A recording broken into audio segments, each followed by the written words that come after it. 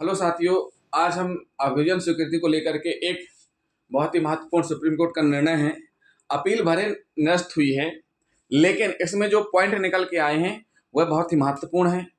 तो अभियोजन स्वीकृति की समय अवधि क्या है, कितने समय में हो जानी चाहिए, अगर समय से अभियोजन स्वीकृति नहीं हो रही है तो उसके लिए सक्षम प्राधिकार जिम्मेदार होंगे।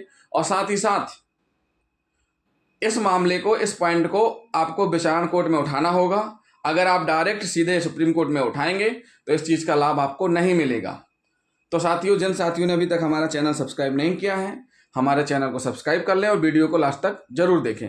मामला हम देख लेते हैं। मामला है क्या? मामला है विजय राज मोहन वर्सेस राज्य प्रतिनिधित्व द्वारा पुलिस निरीक्षक सीबीआई एसीबी चेन्नई तमिलनाडु।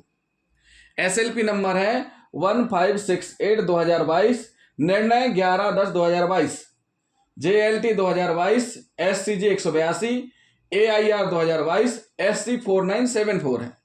धारा 13(1)E, 13(2) तथा 107 IPC का है। इसमें जिस चीज को चैलेंज किया गया है माननीय सुप्रीम कोर्ट में, वह है अभियोजन स्वीकृति को चैलेंज किया गया है।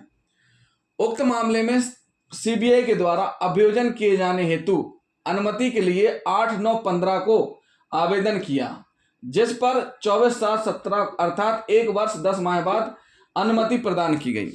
मतलब सीधी सी बात है, कितने समय बाद अनुमति प्राप्त हुई अभियोजन स्वीकृति की? 1 वर्ष 10 माह बाद। अब नियम क्या कहता है, नियम पर फोकस कर लेते हैं।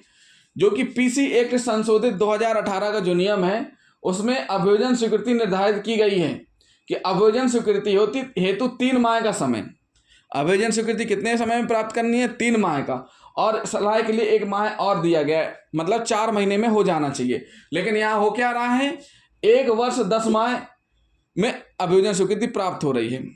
तो इस स्थिति में माननीय सुप्रीम कोर्ट ने कुछ निर्देश दिए हैं और कहा भी है, इसमें जो टिप्पणी की है वो हम बताते हैं।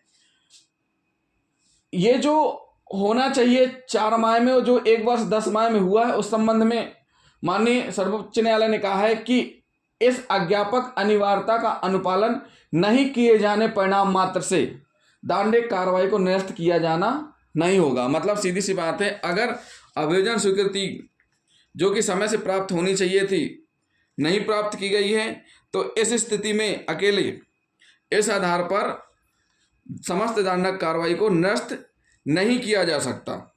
और इसके साथ जो माननीय न्यायालय ने कहा है कि ऐसे विलंब के लिए सक्षम प्राधिकारी उत्तरदायी होंगे। क्या कहा है कि ऐसे विलंब के लिए कौन उत्तरदायी होगा? सक्षम प्राधिकारी उत्तरदायी होंगे। तथा केंद्रीय सतर्कता आयोग अधिनियम 2003 के धारा 81F के अंतर्गत केंद्रीय सतर्कता आयोग के द्वारा किए गए प्रशासनिक के अधीन होंगे। मतलब जो केंद्रीय सतर्कता आयोग 2003 है, धारा 81F में परिभाषित किया गया, बताया गया है कि अभियोजन स्वीकृति समय पर लेनी है, और उसके लिए समय धारा PC एक्ट 2018 में निर्धारित किया गया है। अगर ऐसी जो समय है इस अज्ञापक का पालन नहीं किया जाता है, तो इस स्थिति में जो भी सक्षम प्राधिकारी है उत्तरदायी होंगे। इसके साथ साथ एक और बात माननीय न्यायालय ने कही है कि उपरोक्त प्रश्न अभियोजन स्वीकृति में विलंब का प्रश्न, जो यहाँ विलंब का प्रश्न है, तो ये अपीलार्थी के द्वारा ना तो विचारण न्यायालय में ना ही उच्च न्यायालय के समक्ष उठाया गया है, सीधे सुप्रीम कोर्ट यानी इस न्यायालय के समक्ष ही उठाया गया, सीधे सुप्रीम कोर्ट में उठाया गया है।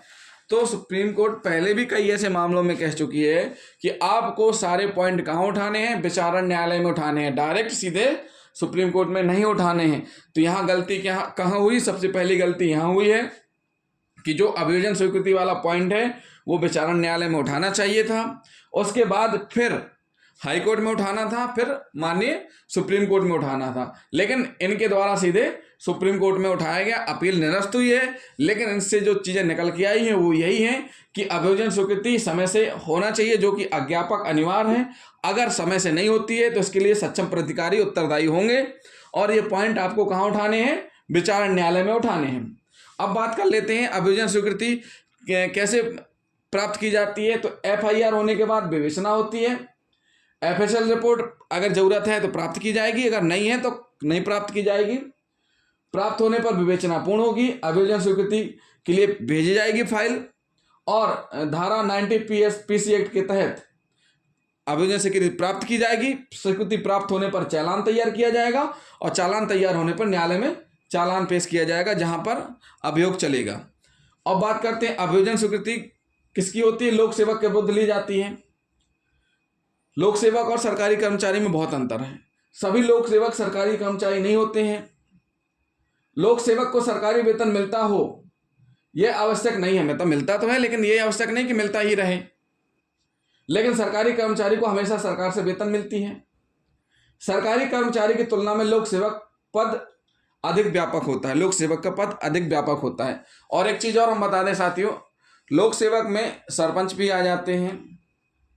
तो ऐसी स्थिति में अगर लोक सेवक यह सोचे कि घटना घटित हो गई है, अब बाद में उस पद को छोड़ दें या उस पद पर न रहें, तब भी उपरोक्त मामला चलेगा।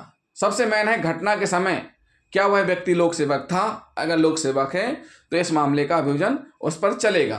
तो ये है साथियों धारा 19 पीसी एक्ट 2018 अभियोजन स्वीकृति, जिसमें समय निर्धारित किया गया है। अगर समय पर अभियोजन स्वीकृति प्राप्त नहीं होती है तो उसके लिए सक्षम प्राधिकार जिम्मेदार होंगे।